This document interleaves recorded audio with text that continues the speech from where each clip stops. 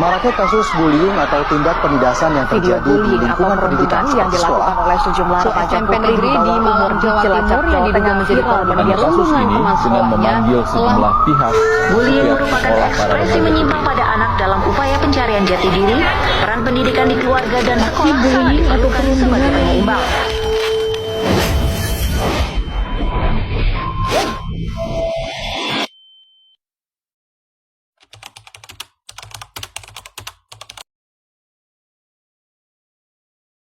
Bismillahirrahmanirrahim. Assalamualaikum warahmatullahi wabarakatuh.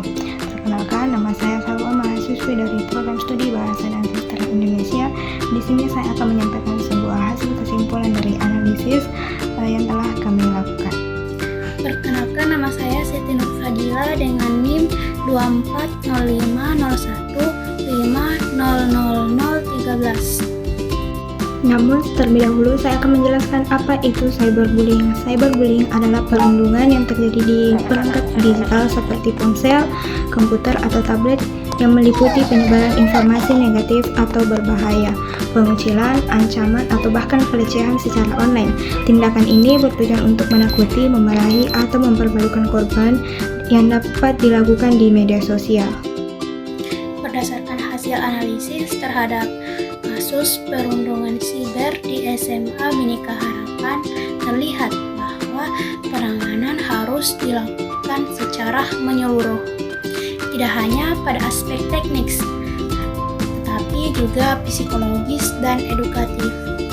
Adapun solusi yang dapat diterapkan meliputi langkah jangka pendek dan jangka panjang yang saling mendukung. Menghadapi kasus perundungan siber yang terjadi di SMA Bhinneka Harapan, sekolah perlu mengambil langkah tegas dan menyeluruh.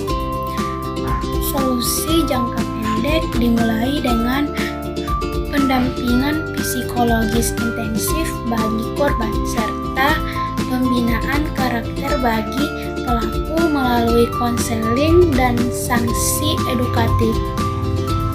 Orang tua juga harus dilibatkan dalam mediasi dan edukasi digital mereka agar mereka turut memantau dan mendukung anak-anak mereka.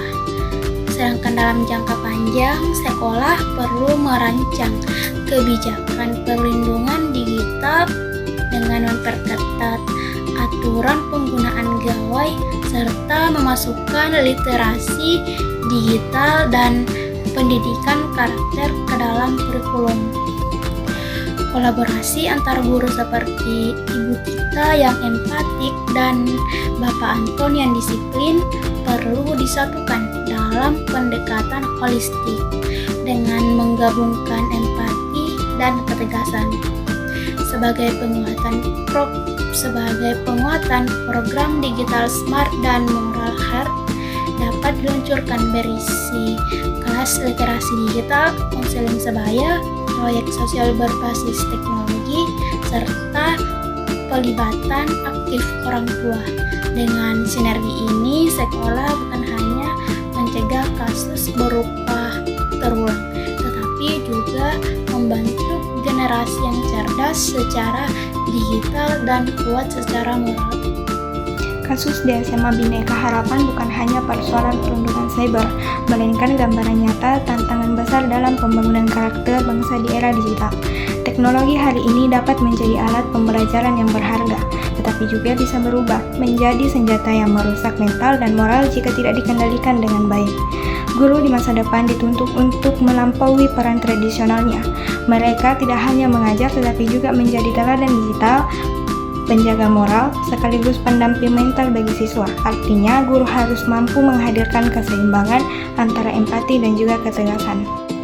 Pendekatan humanis perlu memberi ruang bagi siswa untuk merasa aman dan didengar, sementara disiplin tetap diperlukan agar siswa memahami batas perilaku yang tidak boleh dilanggar. Namun, peran guru saja belum tentu cukup. Sinergi antara sekolah, keluarga, dan sistem pendidikan yang lebih luas mutlak dibutuhkan. Keluarga harus terlibat aktif, sekolah harus terbuka, dan kebijakan harus mendukung pendidikan karakter yang relevan.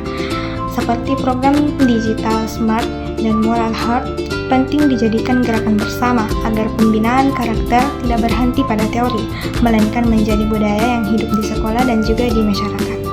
Pelajaran terpenting dari kasus ini adalah jika pendidikan karakter diabaikan hari ini, maka bangsa akan menghadapi krisis moral di masa depan.